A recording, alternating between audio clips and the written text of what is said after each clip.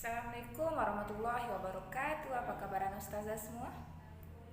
Alhamdulillah, luar biasa. Allahu Akbar. Semoga ustazah selalu semangat, selalu sehat dan dalam lindungan Allah Subhanahu wa taala. Amin amin ya robbal alamin. Oke, pada pagi hari ini kita akan memulai pembelajaran kita di semester 2.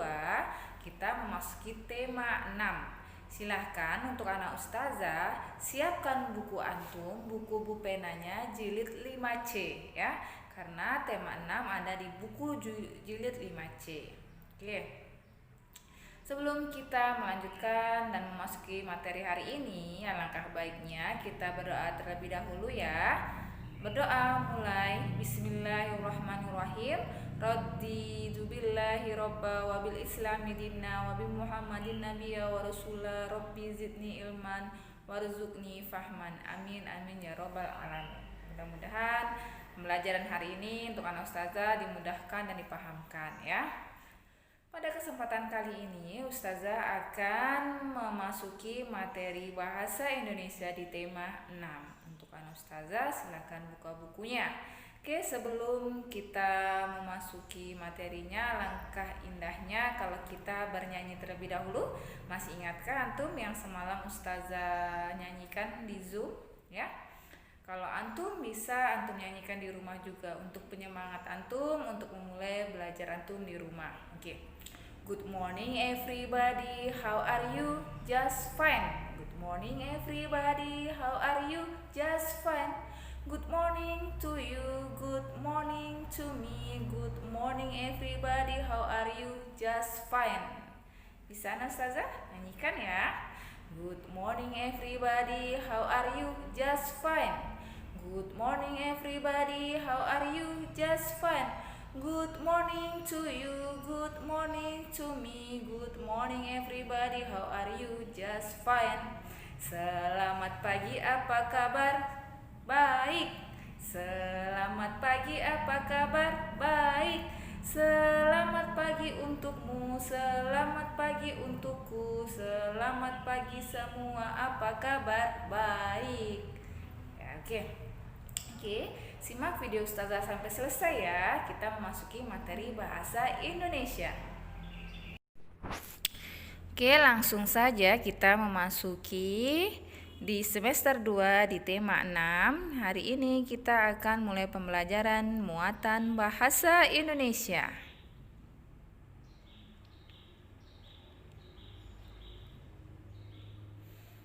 Untuk anak ustazah, kita belajar bahasa Indonesia di KD 3.3, yaitu tentang menjelaskan cara-cara untuk memahami teks eksplanasi ya.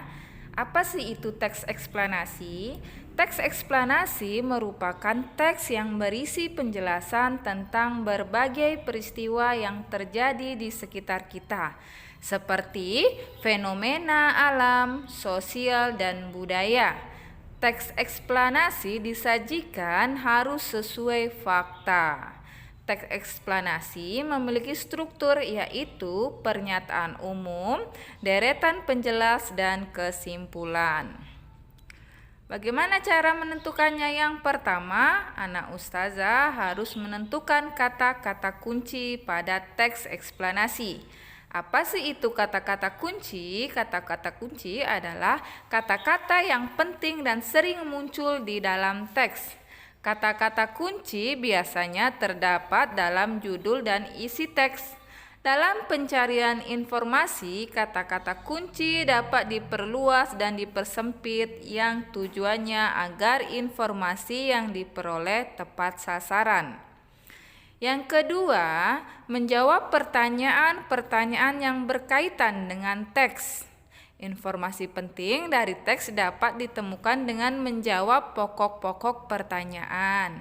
Kata tanya yang digunakan antara lain kata tanya apa, kapan, di mana, siapa, mengapa, dan bagaimana. Berikut adalah contoh teks. Simak teksnya. Color merupakan salah satu bentuk energi yang dapat berpindah dari benda yang bersuhu tinggi ke benda yang suhunya lebih rendah. Perpindahan kalor dapat terjadi karena adanya perbedaan suhu dalam benda. Kalor dapat menaikkan atau menurunkan suhu. Semakin besar kenaikan suhu, maka kalor yang diterima oleh benda semakin besar. Sebaliknya, jika semakin kecil kenaikan suhu, maka kalor yang diterima akan semakin sedikit, ya. Berdasarkan teks tersebut, teks yang tadi, ada kata-kata yang sering diulang, yaitu kata kalor dan suhu. Teks eksplanasi tersebut juga dapat dipahami dengan cara menjawab pertanyaan. Berarti kita harus menyimpulkan dan kita membuat pertanyaannya, ya. Bagaimana caranya? Apa yang dimaksud dengan kalor? Kalor tadi menjelaskan bahwa kalor itu merupakan salah satu bentuk energi yang dapat berpindah dari benda yang bersuhu tinggi ke benda yang bersuhu lebih rendah. Kapan kalor dapat berpindah? Kalor dapat berpindah ketika terjadi kenaikan suhu dalam benda. Selanjutnya, membuat ringkasan dan kesimpulan dari teks eksplanasi. Ini muatan bahasa Indonesia ada di pembelajaran kedua. Berikut hal-hal yang perlu diperhatikan dalam membuat ringkasan, ya. Nah, Ustazah pasti bisa membuat ringkasan, tapi bagaimana caranya yang harus diperhatikan? Yang pertama, kita harus membaca teks dengan seksama. Yang kedua, catatlah gagasan utama dari setiap paragraf. Yang ketiga, ubahlah gagasan utama menjadi kalimat efektif. Yang keempat, rangkailah kalimat-kalimat tersebut sehingga menjadi paragraf yang padu. Pastikan antum menggunakan kosakata baku dan ejaan yang sesuai pedoman umum ejaan bahasa Indonesia. Setelah membuat ringkasan, kita dapat membuat kesimpulan.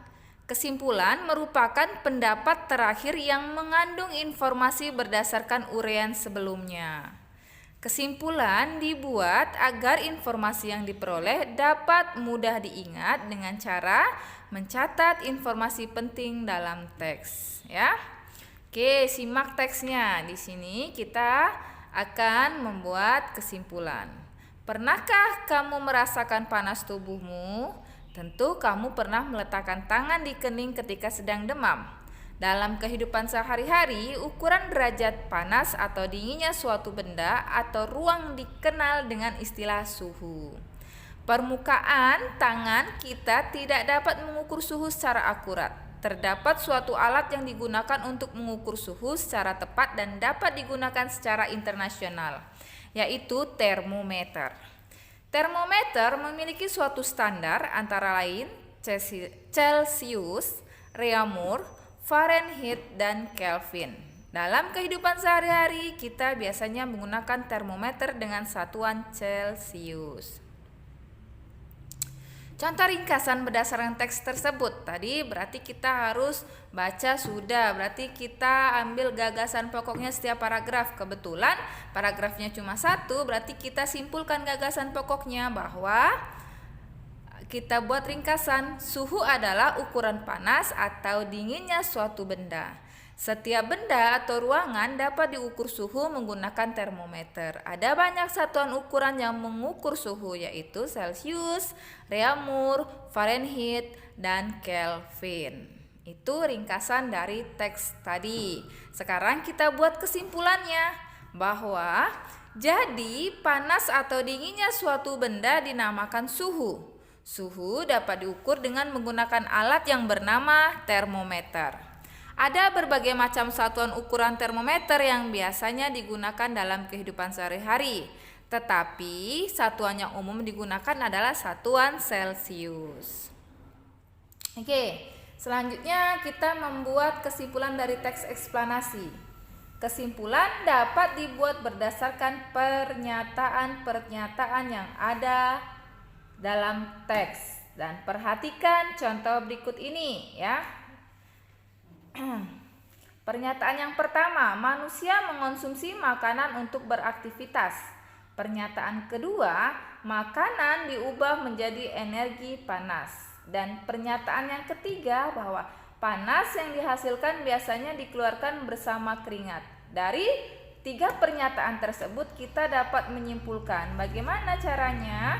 Kita lihat dalam aktivitasnya, makanan yang telah dikonsumsi manusia diubah menjadi energi panas dan biasanya dikeluarkan bersama keringat. Dari tiga pernyataan tersebut kita membuat kesimpulan. Oke, contoh lagi. Pernyataan pertama, panas dapat memengaruhi perubahan suhu benda. Yang kedua, panas juga dapat memengaruhi perubahan wujud benda. Dari dua pernyataan tersebut bisa kita simpulkan, kita padatkan kata-katanya bahwa panas dapat memengaruhi perubahan suhu dan wujud benda. Paham anak ustazah? Oke. Tadi sudah membuat ringkasan, sudah membuat kesimpulan. Sekarang kita menjelaskan isi teks eksplanasi menggunakan peta pikiran ya. Sebelumnya di tema-tema sebelumnya nih, kayaknya tema 1 nih, ustazah sudah menyinggung tentang peta pikiran. Masih ingatkah antum seperti apa bentuk peta pikiran? Oke, diingat-ingat lagi atau boleh dibuka bukunya lagi. Konsep teks eksplanasi dapat dijelaskan menggunakan peta pikiran. Peta pikiran merupakan suatu cara mencatat yang kreatif, efektif, dan secara harfiah dapat memetakan pikiran-pikiran kita. Cara membuat peta pikiran, yang pertama, tentukan ide pokok dari teks yang disajikan. Yang kedua, catatlah kalimat penjelas dari ide pokok tersebut dalam bentuk poin-poin.